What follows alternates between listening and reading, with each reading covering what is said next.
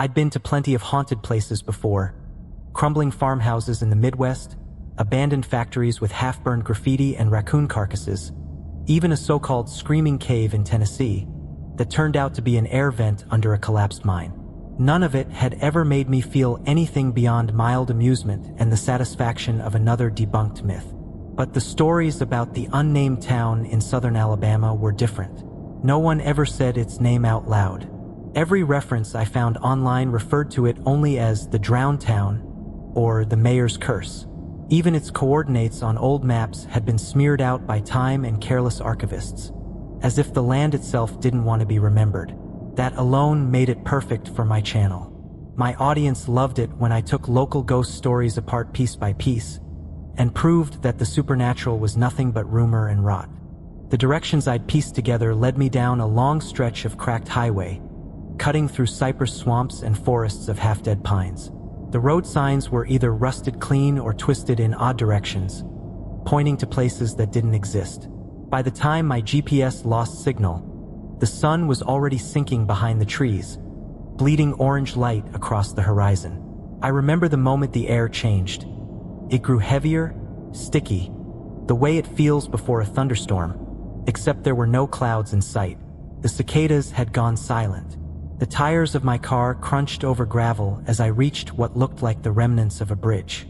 Beyond it lay the shadow of the town, reflected dimly in the slow-moving water that had flooded half the valley. From the bridge, I could see what used to be Main Street, the skeletal remains of wooden houses half swallowed by ivy, a steeple leaning sideways. The town looked as though it had drowned mid-breath, every building gasping for air as the water rose. I parked at the edge of the bridge and grabbed my camera. I spoke into it. Automatic, professional, detached. Day 1. Arrival at the site of the so-called Drowned Town of Alabama. According to legend, this place disappeared sometime in the early 1900s, following a mysterious deal between its last mayor and a figure, known locally as the Shadowman. We'll see what's left. I tried to sound confident, but my voice echoed strangely, as though the air didn't want to carry it. Every sound felt muted, dampened, like I was speaking through a layer of thick cloth. The air smelled of rust and algae. My boots squelched in the mud as I crossed what remained of the bridge, stepping over a cracked welcome sign. The first house I saw was barely standing. The roof sagged inward, and one of its walls was split open, like a rotted tooth. A swing creaked softly on its porch, even though there was no wind. Something about that sound prickled at the back of my neck. I told myself it was just the wood settling. Old timber does that all the time. But as I looked closer through the viewfinder, I thought I saw movement inside the house. A faint shape crossing from one room to another. It was too dark to be clear. Maybe it was a curtain or a trick of the light. Maybe. I turned the camera toward the flooded street. The reflection of the setting sun shimmered on the black water, and for a moment, I saw another reflection. Something tall and thin, wearing what looked like a hat. It was gone when I blinked. I swallowed, forcing out a laugh for the recording. Locals say the mayor's ghost still walks here, I said. Maybe he just doesn't like being filmed. The sound of my own voice was a small comfort, but the silence that followed felt wrong. I turned off the camera and just listened. Somewhere in the distance, past the drowned houses and leaning church steeple, came a faint tapping sound. Slow, deliberate, almost like knocking. 3 taps. I shook it off. Probably water dripping into one of the old houses, or some trapped air bubble breaking free. But for the first time in all my years of debunking, I found myself hesitating before taking another step. The swamp seemed to lean closer around me, its dark water whispering secrets I didn't want to hear. That's when I realized something else. The bridge I'd crossed, the one leading back to my car, was no longer visible through the trees. The mist had thickened behind me, swallowing it whole. I told myself I'd find it again once I was done filming. But as I pressed deeper into the drowned town, camera in hand and dusk bleeding into night, I had the uneasy feeling that the town was closing in behind me. Quietly, patiently, as though it had been waiting all this time for someone foolish enough to come back. The mist thickened fast, swallowing color and distance, until the world became shades of gray. My flashlight beam looked weak against it, catching only the nearest outlines. Door frames, half-submerged fences, a rusted sign that read City Hall, but pointed straight into the flooded section. I told myself I'd walk a short loop through the drier part of town, get some atmospheric shots for the intro, then head back before full dark. But the deeper I went, the more the town pulled at me. Every step forward felt less like a decision and more like an inevitability. The mud sucked at my boots, leaving wet footprints that filled instantly with dark water. My breath came out in white curls. Somewhere close by, something large moved, a ripple spreading across the still surface of the flooded street. When I swung the camera that way, there was nothing, just water gently shifting under its own reflection. It was absurd to feel watched out here, but I did. That heavy pressure on the back of my skull, like someone's eyes tracking me from behind. I turned in a slow circle, camera raised, half expecting to catch a raccoon or some vagrant who'd come to scavenge. The houses loomed around me, hollow and swollen with rot, their windows black as sockets. "Hello," I called out, voice cracking a little. "If anyone's here, I'm just filming. Not trespassing, I swear." At that instant, I saw a movement across the water. A figure? At first, I thought it was a tree, thin, upright, motionless. But trees don't wear hats, and they don't vanish when you blink. I zoomed in, nothing. The lens caught only fog and the faint gleam of moonlight. "Great," I muttered into the mic, forcing a laugh. "Local cryptid number 1, the Hat Man of Alabama. Real creative." My voice cracked a little at the end. I shut off the camera to preserve battery, but the silence that followed was unbearable. It was too complete. No frogs, no wind, not even the creak of wood anymore. Just me and my breathing, too loud in the emptiness. As I made my way down, somewhere behind me, something shifted. Not a single sound, but the kind of subtle movement that your body detects before your brain does. My instincts screamed to turn around. I did, and caught sight of the same dark silhouette standing at the far end of the street. Closer this time. The hat, the long coat, the edges blurred and almost flowing, as though smoke was rising off him. "Hey!" I shouted, forcing bravado I didn't feel. "You think this is funny? You're not scaring me, man." But I was scared, terrified even, because when I blinked, the shape was gone. But the sound of water dripping started from the rooftops, from the street, from everywhere. A slow, irregular patter, like something had begun to weep from the sky. I aimed the flashlight up. The roofs were dry. The light began to flicker. The windows of a nearby building, a small crumbling post office, were fogged from the inside.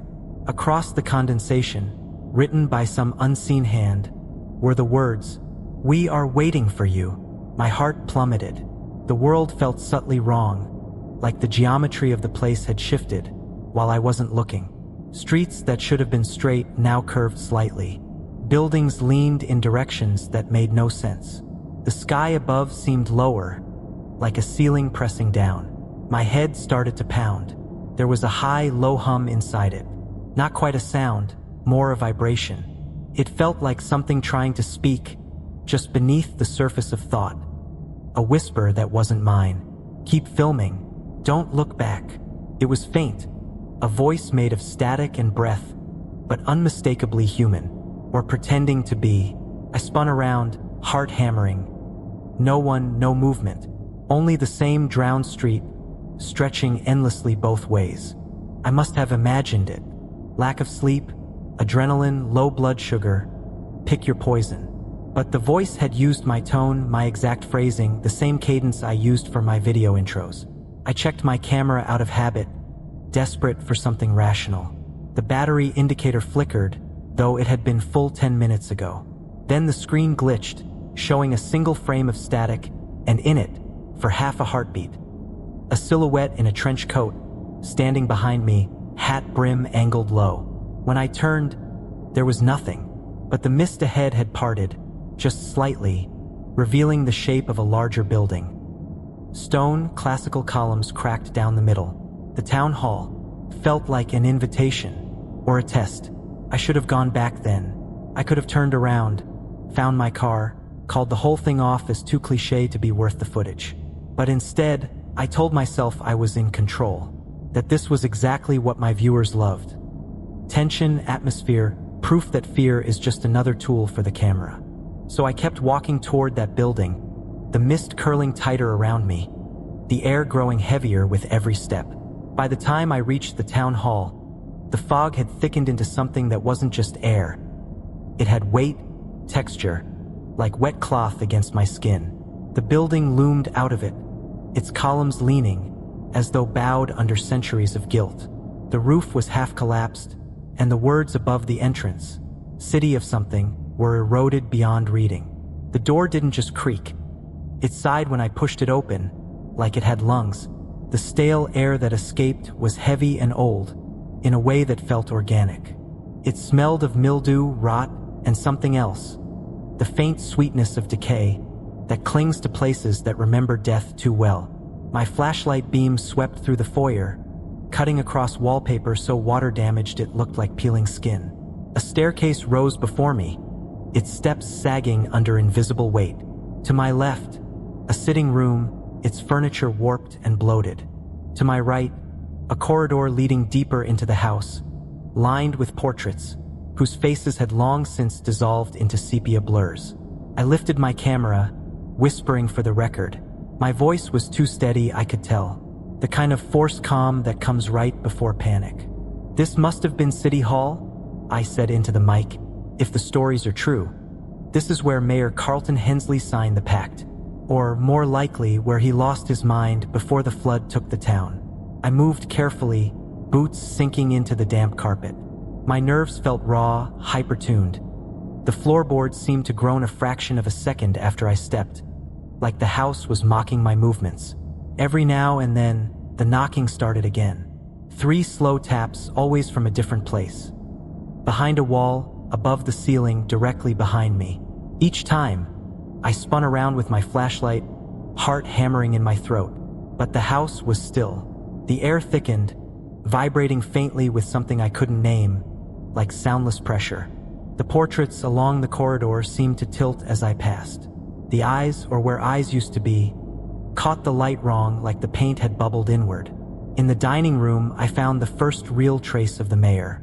His nameplate, bent, rusted, lying amid scattered silverware, and a clock frozen at 2:47 a.m. I was about to move on, when something shifted in my peripheral vision. The chair at the end of the table scraped backward, slow and deliberate. I froze, breath shallow. "Who's there?" The silence that followed was the loudest thing I'd ever heard. Then the chair moved again, forward this time, and the sound it made wasn't wood on wood. It was wet, like something dragging its limbs through mud. I backed toward the doorway, flashlight trembling. "If someone's here, you can stop trying to scare me. Okay? You win. I'm done filming." But the house didn't care about declarations. It was watching me, breathing with me. The darkness in front of me shifted. My eyes strained for shape, for pattern. And there it was again. A tall silhouette, the fedora, the coat. The edges of him dissolved into the darkness, like smoke caught in water. It wasn't walking. It was spreading, like smoke curling upward, gathering itself into something roughly human. A suggestion of arms, the faintest gleam of buttons across its chest. And then, those things where legs should have been, ribbons of darkness, writhing just above the water, disturbing it without making ripples. I lifted the camera, but the screen showed nothing. Static, then black. The figure tilted its head. Not a movement of curiosity, but recognition. And then it was gone. No movement, no fading. One moment it existed, and the next it was as if it never had.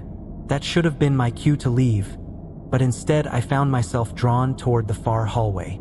My curiosity, that arrogant, self-destructive thing, that had driven me into countless ruins and graveyards for clicks, refused to die. A door waited half open, light flickering faintly from inside. Not electric, candlelight. A plaque on the floor, mostly covered in grime, still read, "Carlton Hensley, Mayor." My breath hitched. Someone had been here recently. When I pushed the door open, I found a small study. The air smelled faintly of mildew and something metallic. Blood maybe, though I told myself it was rust. Books rotted on the shelves, their pages curling in the humidity.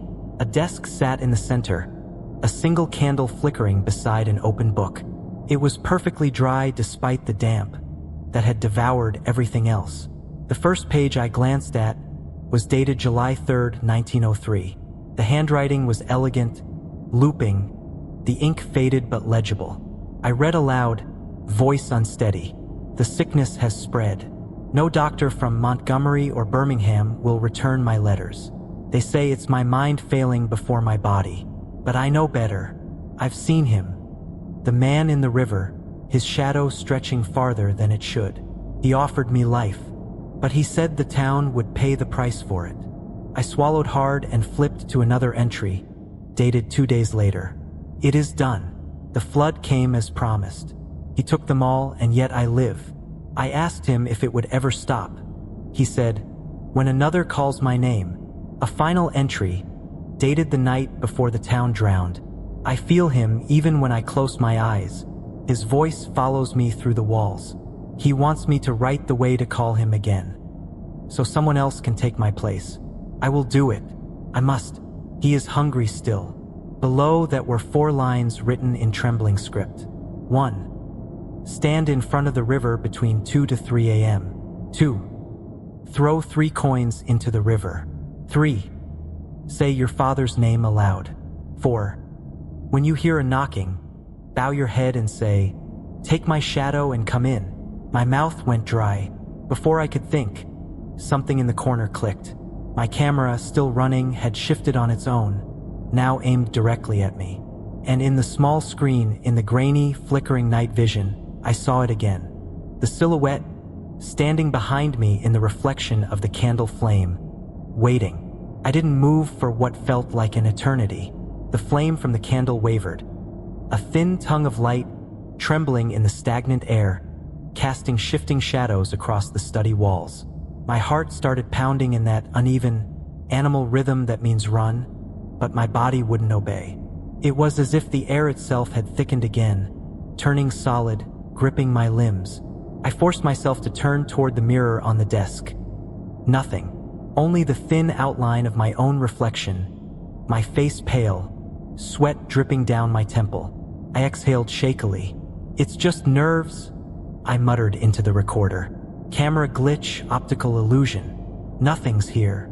But my voice didn't sound like mine anymore. It trembled, shallow, stripped of confidence. The tone of a man trying to convince himself. I forced myself to look back at the diary. The candlelight seemed to thicken the ink, the words moving slightly, breathing on the page. I reached out, touched the corner, and my finger came away damp. Not with water, but something warm and dark. I stepped back sharply, the floorboards creaking. And that's when I heard it again.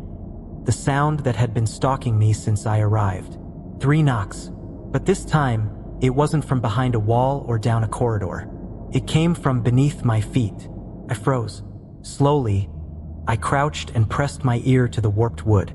At first, there was only silence. And then, faintly, a whispering shuffle, like something dragging its hand along the underside of the floorboards. My breath hitched. Then came the voice. Faint, genderless, a low murmur that rippled through the floor and into my bones. You've read the words. You've opened the door. I jumped to my feet, kicking the diary away. It slid across the desk, slamming against the wall with a hollow thud. I didn't want to believe what I'd heard. I told myself it was the wind, an echo through rotting beams. But the words lingered in the air, unmistakable. And when I looked at the candle, its flame bent sharply toward the open door, as if pulled by a draft that didn't exist. My instincts screamed to run, to leave the camera, the house, the town, everything. But a strange compulsion kept my feet rooted, a curiosity darker than fear. What if this was real? What if all those myths I'd mocked were masks for something ancient and hungry? The air grew colder. My breath came out in faint clouds, curling in the candlelight. My ears rang. Somewhere below the house, deep and echoing. I heard the sound of water rushing. I moved back toward the door, flashlight trembling in my grip. The knocking started again, this time along the walls, following me. It moved like something pacing inside the wood, tracking my every step as I backed down the hallway. I turned toward the stairs, and for a moment, I could have sworn I saw movement. A flicker of a tall, thin silhouette passing at the edge of my beam. I pointed the camera.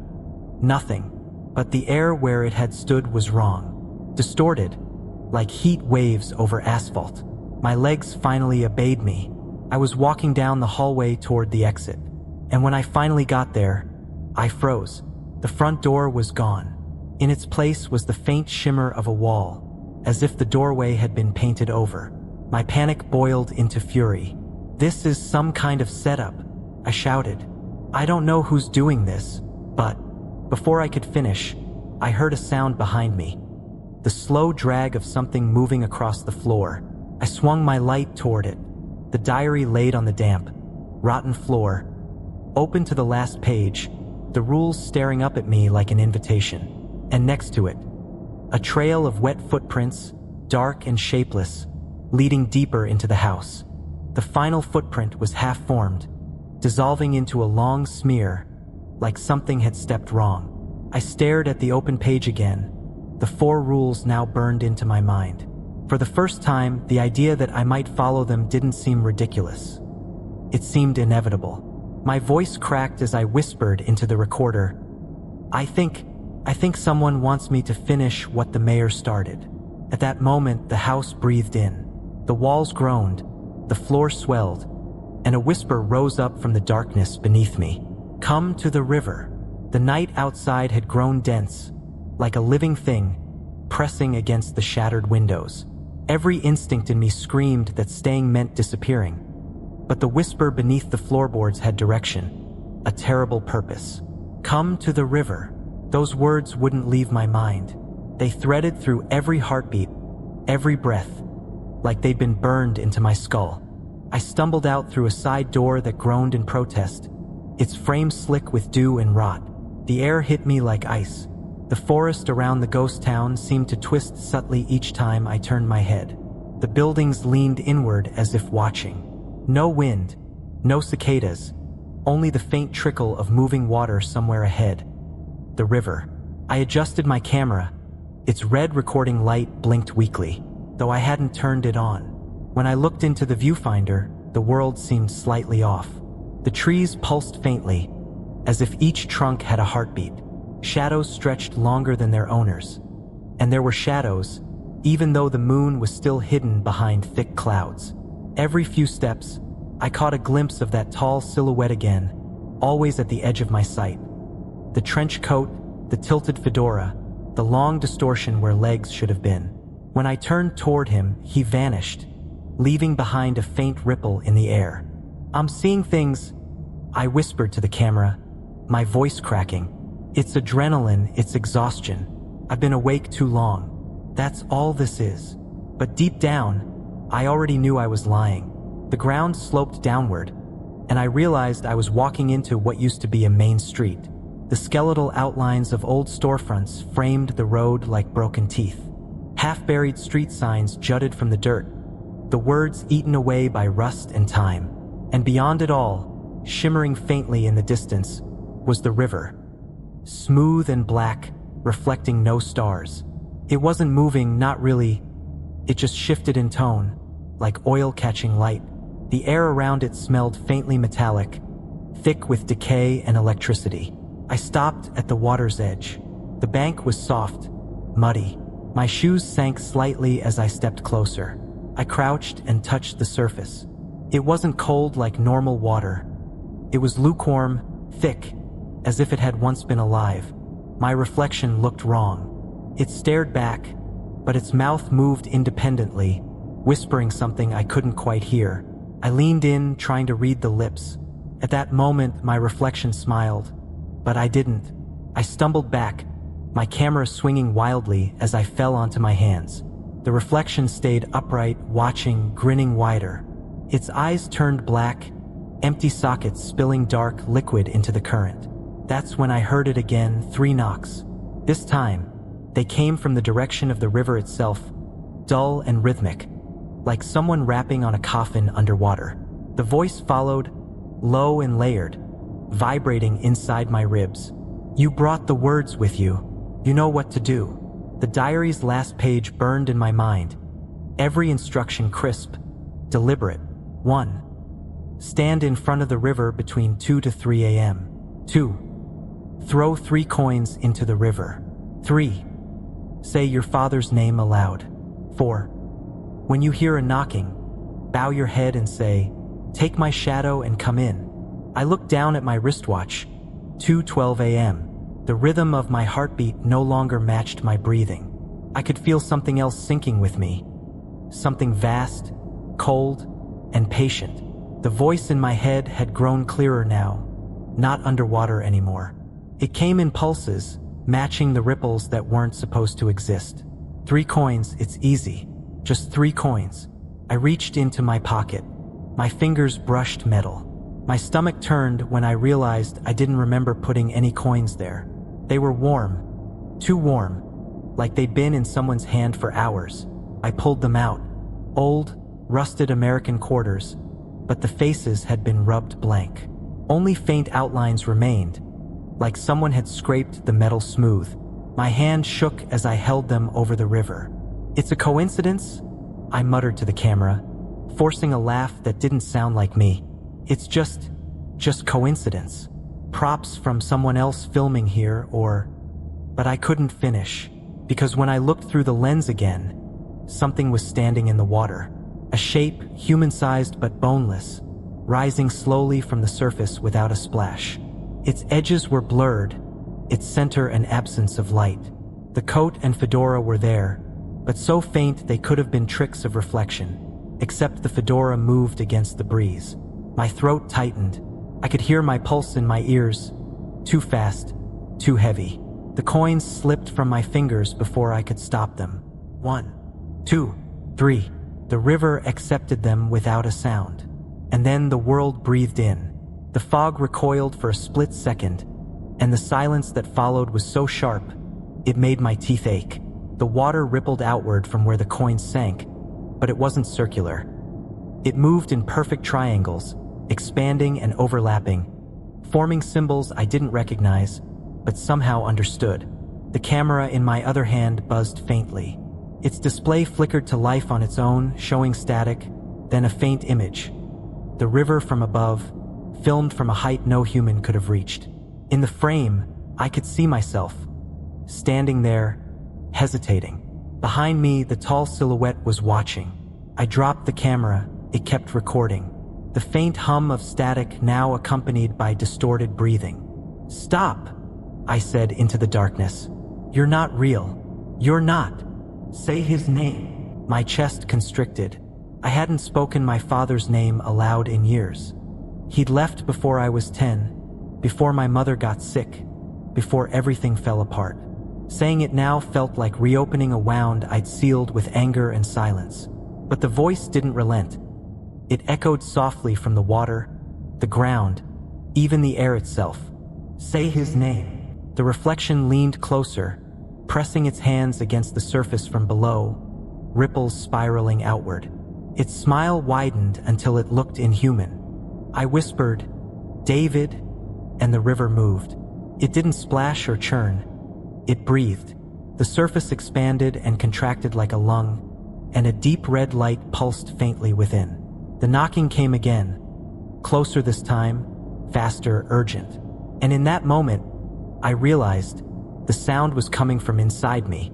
A violent pressure bloomed in my chest, as if something were hammering from within, demanding release. My ribs ached. My vision swam.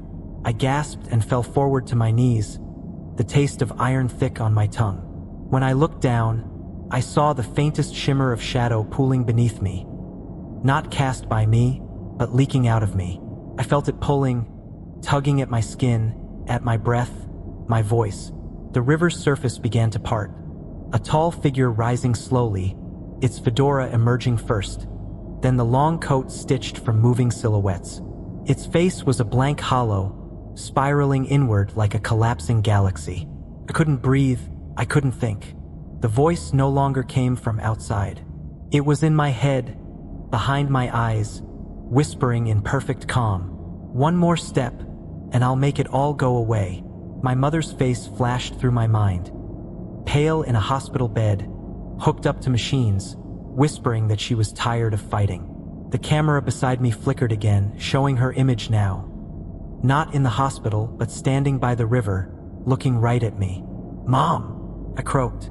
She smiled, weak but radiant, the way she used to before the cancer. The figure in the water extended a hand made of smoke and memory. I knew then that the fourth rule wasn't a suggestion. It was a command. When you hear the knocking, bow your head and say, "Take my shadow and come in." I don't remember making the decision. One moment I was kneeling at the edge of the river, gasping, my shadow leaking from me like spilled ink. The next I was bowing my head, my lips moving on their own. "Take my shadow." The words tasted like rust and ash. "And come in." The instant the phrase left my mouth, the knocking stopped. For one awful heartbeat, there was silence. Total silence, as if even the world had inhaled. Then the river opened. Not a splash, not a ripple, but a split, like a black curtain being drawn aside. Something rose from the gap, through the water, as if the surface were just a thin skin, hiding a deeper sky. First came the fedora, tilted at an angle that suggested amusement or hunger. Then the coat, long and heavy. It was a grotesque mimicry of human attire. It seems misaligned, its buttons shifting position when you blinked, the fabric rippling like oil. Where his face should have been was nothing at all. No skin, no features, not even a void like a black cloth mask. Only a depthless, endless darkness. A negative space that hurt the eyes to linger on. Looking into that face felt like peering into the ocean at night. No bottom, no shape, just an abyss that pulled at your thoughts. My stomach clenched and my vision trembled at the edges. He stepped onto the shore, or rather, shadowed onto it. Where legs should have been, hundreds of black tendrils moved soundlessly, dragging trails of night across the mud. Each tendril left no print, but the earth withered wherever they touched, grass curling into ash. "You called me." The voice was inside my skull and outside it, a low vibration in my bones. It wasn't sound so much as pressure, like standing next to an enormous speaker. I opened my mouth, but my throat locked. The only thing that came out was a breathless "I." Behind my own eyes, I could hear the sound of the slow, deliberate crash of waves, echoing and receding like a memory I never had. His face felt like an ocean in miniature, and each glance dropped you deeper into its tides. "You don't believe in me?" the shadow man said softly, almost kindly. "You came to prove a lie." His tendrils moved closer, but not touching. "And yet, here you are, whispering my invitation with your own lips. Skeptic, doubter, debunker. Do you know what that makes you?" I shook my head. "Hungry," he murmured. "Hungry enough to kneel." My breath hitched. My heart hammered so hard it hurt. But some part of me, the small, furious rational core that had carried me through every haunted house and phony seance, clung to words, to questions. "What do you want from me?" The depthless darkness shifted slightly, and for a split second I swore. I saw my reflection inside it. Kneeling, but older, gaunter, eyes hollow. "Nothing you haven't already given," the shadow man said. "You called, I came. You've cracked the door. Now we make a trade." I swallowed hard. The mud under my knees was warm, pulsing faintly. My camera, lying on its side, filmed the scene. Its screen showed everything in negative. The river blazing white, the shadow man like a hole in the world. What do you trade?" My voice was shaking. "Whatever is asked," he said almost gently. "Cures for sickness, answers to impossible questions. A glimpse beyond the veil of your small sky." His tendrils twitched, weaving a slow pattern in the air like a net. "In exchange, I take what is already mine. Your shadow, your echo, your aftertaste. The part of you that lingers. My soul, I whispered. He tilted his head again. A crude word, but yes. My mother's face filled my mind. The chemo, the nights she wept thinking I couldn't hear, the way her hands trembled, even holding a cup of tea. I spent months pretending I didn't notice. What if? My voice cracked.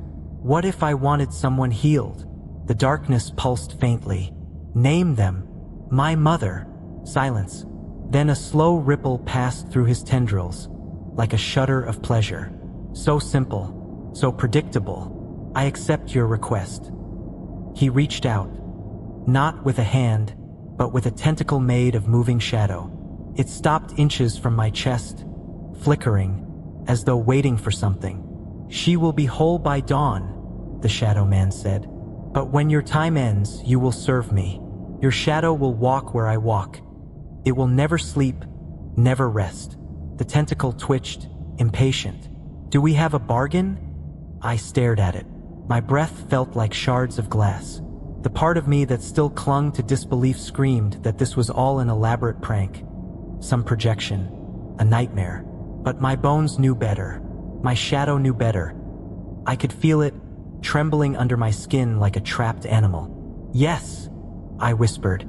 The tentacle plunged into my chest. Not with force, but like a needle sliding into soft flesh. I gasped, arching back as a cold unlike any winter flooded me, spreading through my veins. My vision went black and white. For an instant, I saw her, my mother, sitting up in a hospital bed, looking around in wonder as color returned to her face. And then I saw something else. Me, years from now, standing beside the shadow man, my face stretched into a grin I didn't recognize. The tentacle withdrew, leaving no wound, but I felt lighter and emptier. The shadow man stepped back, folding his trench coat around himself like a shroud. It is done. His voice was satisfied now. We will meet again. Then he dissolved, falling backward into the river like a curtain of ink collapsing. The water closed. The knocking stopped. I was alone, again on the bank, gasping, shaking. My camera flickered, the screen now a static storm. When I touched my chest, it felt normal. But my shadow on the ground lagged a split second behind my movements. And that's when I realized I just sold something I could never get back. When I came to, the sky above the river was still dark. But the air felt wrong, thin, hollow, like a room just after someone leaves. My breath came ragged and loud. I grabbed the camera from the mud. Its lens was cracked, its screen sputtering static like snow. When I pressed play, my heart sank. The recording wasn't of the river or me kneeling. It was frames of nothingness, a rolling black fog that occasionally flickered with shapes. Twisting limbs, pale faces screaming silently, a fedora tilted against a spiral sky. I stumbled back to my car, every nerve screaming to leave the town behind. The gravel crunched beneath my shoes, but the sound echoed strangely, as though coming from far away. When I reached for my keys, my hand passed through the shadow cast by the steering wheel, and for a split second, I felt something cold and wet clutch my fingers from the other side. I yanked my hand back, heart hammering, and slammed the door shut. The drive out of the town should have been short, 30 minutes on a narrow road lined with cypress and reeds, but it stretched impossibly. The mile markers didn't change. The same sagging billboard for Hollis Brothers Furniture appeared 3 times, each one with slightly different graffiti. At one point, I glanced at the passenger seat and swore I saw my own reflection sitting there, grinning faintly, eyes a shade too dark. It vanished when I blinked. By the time I reached the highway, the sun was rising, but its light felt like cold metal, not warmth. I pulled over and vomited bile into the grass. The camera sat on the dashboard, its cracked lens staring at me like an eye. The screen showed static, but beneath it, shapes twitched. Tendrils, spirals, a flicker of that shifting trench coat. I didn't sleep for 2 days. When I finally collapsed on my apartment couch, I dreamed of rivers running backward, of coins sinking into a sky instead of water, of my mother calling my name from the other side of a door. I woke up gasping, my chest freezing with the memory of that shadow tentacle sliding in. On the third morning, I forced myself to check the hospital. My mother's doctor called it a miracle. The cancer had receded overnight. They couldn't explain it. When I walked into her room, she was sitting upright, laughing with a nurse, color in her cheeks for the first time in months. She looked at me with tears in her eyes. "Baby," she whispered, "you look so pale. Are you eating?" I tried to smile. "I'm fine, just tired." But I wasn't fine. My reflection had started lagging in mirrors. Not much, only a heartbeat, but enough to see. Sometimes it didn't blink when I did. Sometimes it mouthed things. And the videos, every file from that night, were corrupted. Not erased, just warped. The thumbnail showed my kneeling figure at the riverbank, but when I pressed play, the audio hissed, and the footage filled with crawling shadows, like ants on film. At the 2-minute mark, a trench coat and fedora emerged from the static, tendrils spreading wide. And then a whisper, "We will meet again." I tried to upload it to YouTube. The platform rejected it as unreadable format. I converted it. It rejected it again. Finally, the files started vanishing on their own. My hard drive hummed in the night as if something were feeding. I told myself it was stress, paranoia, sleep deprivation. But when I stood by the bathroom mirror that night, brushing my teeth, my shadow stretched upward behind me. Far taller than I was, arms bending like branches. It grinned, the same grin I'd glimpsed on the passenger seat. At that moment, I realized the bargain hadn't started with my death. It had already begun. It started with the dreams, always the river first. The water rippled outward in concentric rings, though nothing ever touched it. Then the knocking would begin, soft, deliberate, from beneath the surface. Recently, I've been having the same dream repeatedly. A bizarre underwater city. Its structures are impossibly tall, reaching toward a surface I can no longer see. Towers twist into spirals, bridges stretch between them like strands of silk, and the streets glow faintly with light, leaking from the cracks in the seabed. And in the center of this city stands a giant cathedral, a black monolith crowned with sharp spires. Inside, the space stretches far beyond what physics should allow. I see rows of kneeling figures made of shifting darkness there. They all pray to him, Shadowman. He sits on the abyssal throne, tall, motionless, pointing at me. I wake up drenched in sweat, gasping, drenched in sweat, the sound of waves still crashing inside my head. First, I tried to ignore it. I focused on editing other videos, safe topics, haunted houses that turned out to be drafty, alien sightings exposed as reflections. But every frame I cut seemed to pulse faintly darker at the edges, like the shadow was bleeding into my work. When I slowed the footage down, sometimes I'd catch a flicker of movement in the corner. The outline of a man in a trench coat, fedora low, standing just outside the camera's reach. My friend said I was burning out. Take a break, go outside, breathe. But when I stepped outside, the sunlight didn't feel right. The trees bent toward me as if pulled by some current. Even my shadow seemed to move a half-second too late. Then came the smell. Damp soil, old iron and decay, like something dredged from the bottom of a flooded cellar. It followed me everywhere. My apartment, my car, the grocery store. I'd look over my shoulder and see wet footprints leading nowhere. Once, I bent down and touched one. My fingers came away black like ash. By the third week, my reflection had stopped mirroring me altogether. When I turned left, it looked right. When I smiled, trying to convince myself this was temporary, it only tilted its head, mouth still, eyes wide and bottomless. That night, I covered every mirror in my apartment with sheets, but when I tried to sleep, I could hear the reflection behind the fabric, whispering, counting, sometimes knocking. On the fourth week, I coughed blood into the sink. It wasn't red, more like smoke condensed into liquid. My doctor said my lungs looked strange, like frost patterns on glass. He scheduled more tests. I canceled them. I knew what this was. I warn anyone, don't look for this flooded city. You can laugh, mock, record evidence, prove nothing. And yet, if you summon him, if you invoke his rules, there is no escape. He does not negotiate. He does not forget. I will never summon him again. I will warn others. Though I know no one will believe me, skepticism does not protect you. Curiosity does not protect you. Only obedience to silence, to fear, and to the invisible rules you will never fully understand can give you the slightest chance of survival. My life is slipping away. He's calling me.